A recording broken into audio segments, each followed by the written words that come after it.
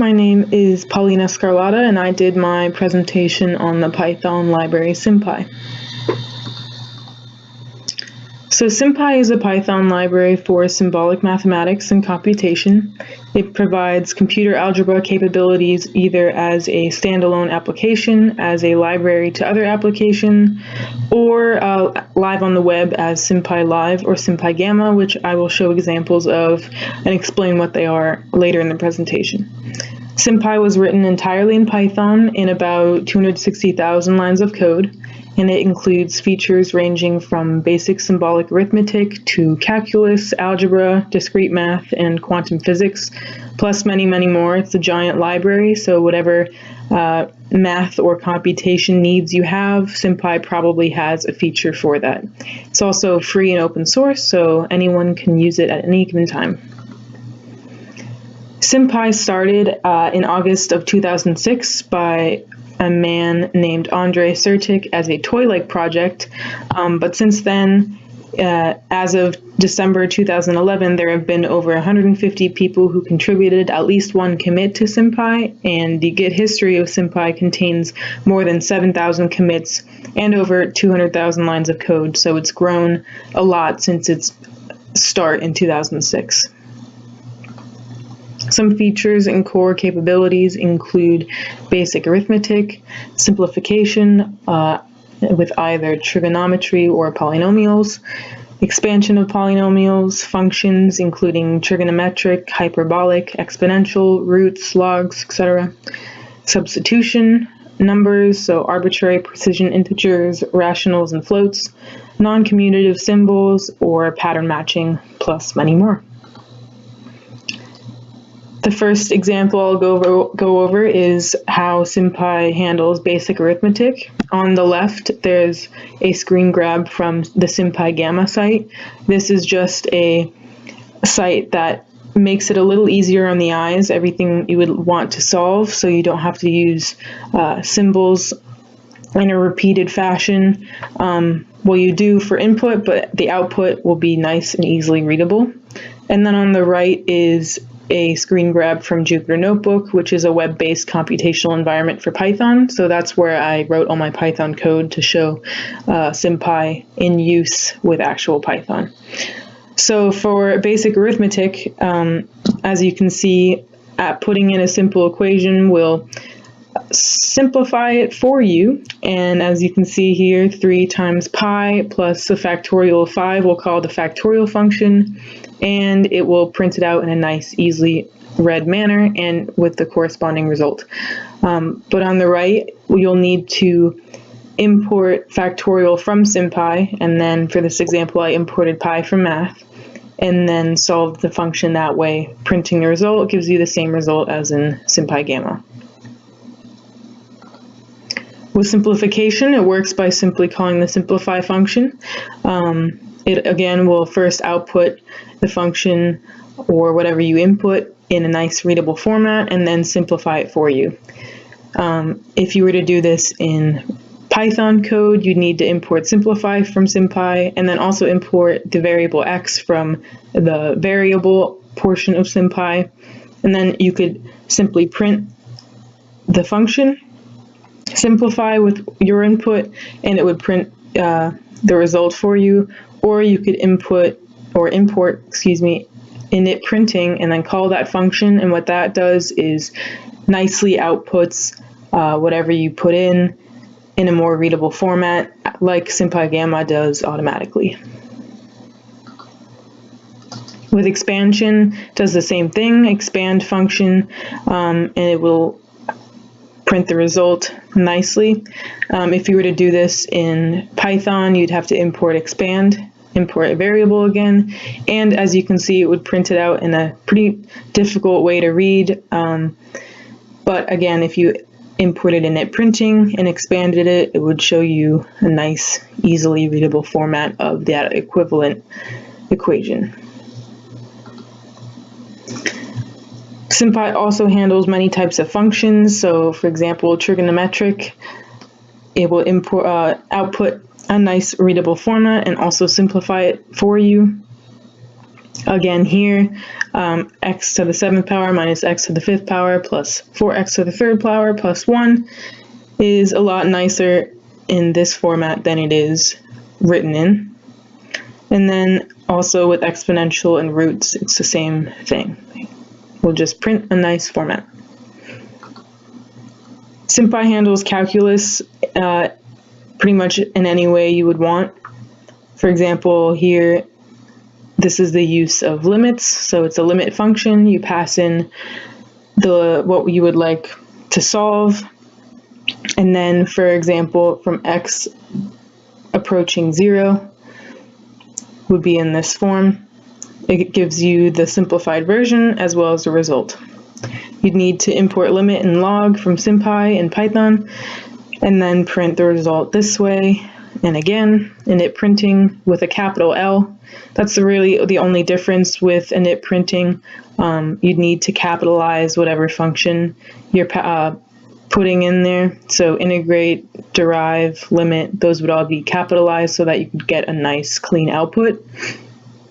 So that's pretty much it with limits. With integrals, in the use of the integrate function, integrate f comma x returns the integral of x dx, f dx. And then with more arguments, f comma x comma a, b would return the definite integral from a to b. So it's as easy as that. With Jupyter Notebook, you'd need to import integrate and log, as well as x and y as variables to solve any kind of multi-variable integration problem. And again, here you can see these are the corresponding correct values to the integrals that I passed in. And once again, with init printing, capital I for the integral log of x in terms of x would print a nicely printed integral. With derivatives, it's a use of the diff function, and diff of f comma x would return the derivative f in terms of x. And then if you want to do multiple derivatives, so for example, the third derivative, it would be the same thing with a 3 as the last argument, or you could pass in x however many times you'd like to derive it, but the numerical version is obviously a little nicer on the eyes. So here you can see importing diff from SymPy, again importing a variable. If you would like to derive x to the 4th power in terms of x, it would print 4x to the 3rd power, and then the third derivative of that would print 24x. And here, capital D, you can see it's the nice derivative form, easy on the eyes. With solving equations, there are many types of equations that can be solved using SymPy, including polynomial, algebraic, differential, and system of equations, to name a few. Here you can see putting in the equation x squared minus 1 sets it equal to 0 automatically and then solves it for you. If there's multiple answers, like in this example, it would print it back to back. It's pretty easy to understand.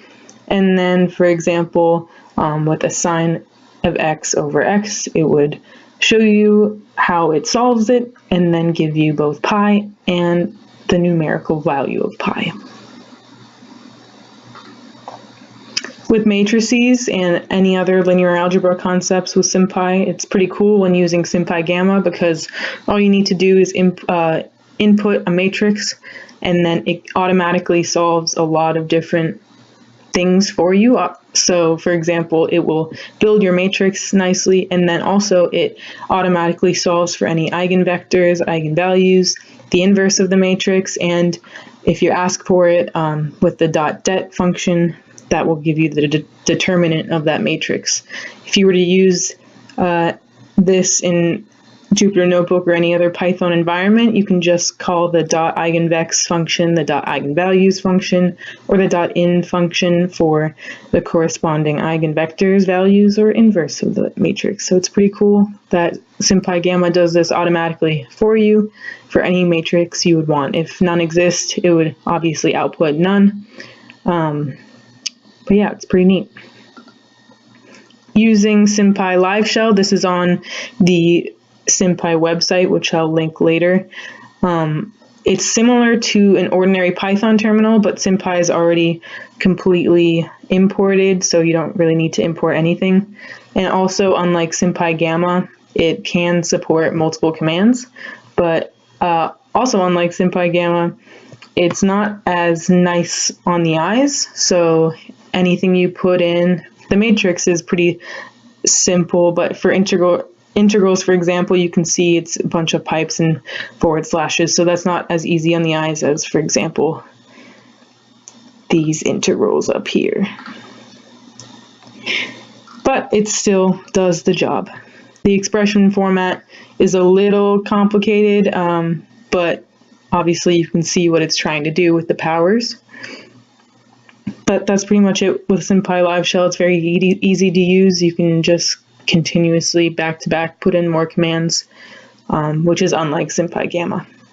All right, here I am live on the web with SymPy Live Shell, and I thought I'd show it in action using some simple Boolean algebra to show you how Live Shell works. So, for example, the easy not true would give us a false, then a not false would obviously give us a true. You can also use ands, and we know that we'll only output a true if both are true, so this we expect a false. Let's change that to a true, we'll get a true. Put a not in front of that, get our good old false. And then also you can simplify Boolean algebra. For some reason, I need to first import A and B because it wasn't working without it. But if we want to simplify this statement, and, or, A and B, or not A, and not B, it outputs our nice simplified Boolean algebra form with the nots and ands and or symbols. It's pretty cool. You can also do it a different way. With substitution here, so you can substitute x for true and y for false, which we expect a false. Change that to true and we'll get a true. If we changed it to an or, only outputs a false if both are false, so this is going to be a true. If we change them both to false, it'll be a false. So this is just a simple way of solving some Boolean algebra without really thinking much, and an example of SymPy Live in action. It's pretty neat. You can clear it all. You can see here it's importing pretty much everything from SymPy. Again, I don't know why I had to import A and B alone, probably just because they were different variables than were imported here, but that's pretty much it with SymPy Live Shell. There are many projects currently using SymPy. I'll name a few. So Cadabra is a tensor algebra and quantum field theory system using SymPy for scalar algebra. There's SageMath, which is an open source mathematics system. Galgebra, which used to be SymPy.Galgebra, so it's its own project now. That handles geometric algebra. There's LCAP, an experimental Python package for teaching linear circuit analysis. LaTeX, which we all know, which is an expression project, easy LaTeX typesetting of algebraic expressions in symbolic form with atomic substitution and result computation. There's ChemPy, which is a package useful for chemistry written in Python, as chemistry has a lot of complicated symbols and pictures and all that Python can now handle. And then there's Spider, which is the scientific Python development environment, and it's the Python equivalent to RStudio or MATLAB. So these are all pretty useful projects that use SymPy. And like I said before, all of this is on the SymPy website, so anything I didn't cover in this video can be found by just going to sympy.org. It's an easily navigated website. It has all of the features you could use, the documentation, and the online shell, like I showed earlier. So anything that I didn't cover is covered on the SymPy website. And that is all. These are my references. I just used the SymPy website and that one picture of Andre. Thank you for listening to my presentation.